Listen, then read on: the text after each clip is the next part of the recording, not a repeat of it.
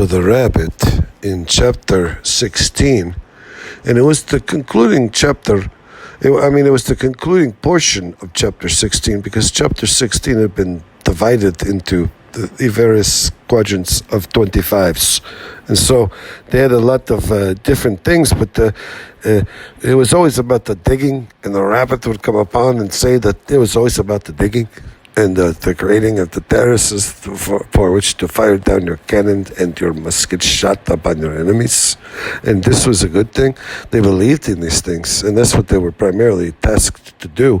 But in chapter 16.5 was the concluding portion of chapter 16, because it fell out of order, because it was supposed to tie everything together. Somehow it was recorded last. It was really crazy. And then they came out and they did a 16.5 2.0.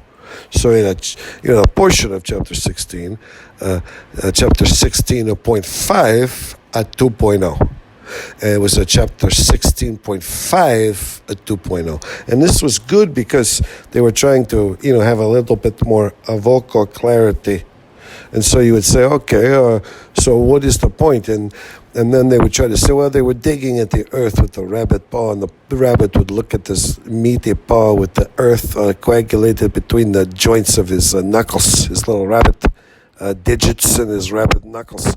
They would be packed with the earth, and he would be gnawing and mowing down massive quantities of earthworms and white grubs, and perhaps a few termite, grubs and ant larvae, and a few spiders. Well, who knows what could happen to be along? You could eat everything. You could eat some kind of beetle larvae. Who knows? But primarily you were going to eat the white grub and the earthworm, and you were going to harvest with the digging, and you were going to dig into a solid thing, a bank of earth, and maybe you would be disrupting bloodroot or ginseng patches. It didn't matter to you if it was bear's lettuce and you had to drizzle some bacon grease over bear's lettuce. No one minded. No one was really worrying about it. If you had to harvest some plantain or some narrow leaf plantain, and you had a little wild onion, perhaps, you could get a little bit of a timothy and the dandelion leaves and a little timothy seed head, and you could grind or make it to put on your wheatina. Maybe you could put a little timothy seed head on your wheatina. It'd be very good for you. And this would be good. And so the rabbit, he was like, you know what? They were talking about the Eisenhower Parkway and all the things that was escaping, but then it turns out I was a rural rabbit. So I was really just primarily trying to concentrate on the digging. But I found myself in, kind of a weird little funky situation, urbanist situation.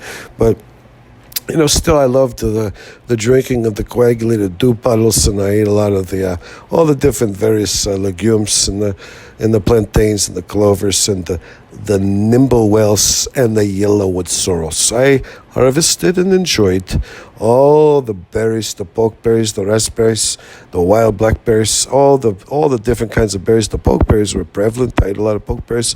I enjoyed the timothy. I really, really, really enjoyed the coagulated dew puddles with the oil slicks. I could lap them, and I could get a little bit of nimblewell and yellowwood sorrel stew. If you ever had a few acorns, minced up and crushed a few acorns and a few ants, a couple little things or whatever, even a little rubber from the highway, you could get little tiny bits like the salt or a pepper sprinkle. You get a little crumb rubber from the tires, and you put it in the stew, and you made a very, very good, very long stewed, very slowly stewed, nimblewell and yellowwood sorrel stew. Oh, the rabbit said, you will not believe it. And I could vouch for you. Chapter 16.5 2.0 is all about the nimblewell and yellowwood sorrel with ground sprinkles of timothy seed stew. Ugh.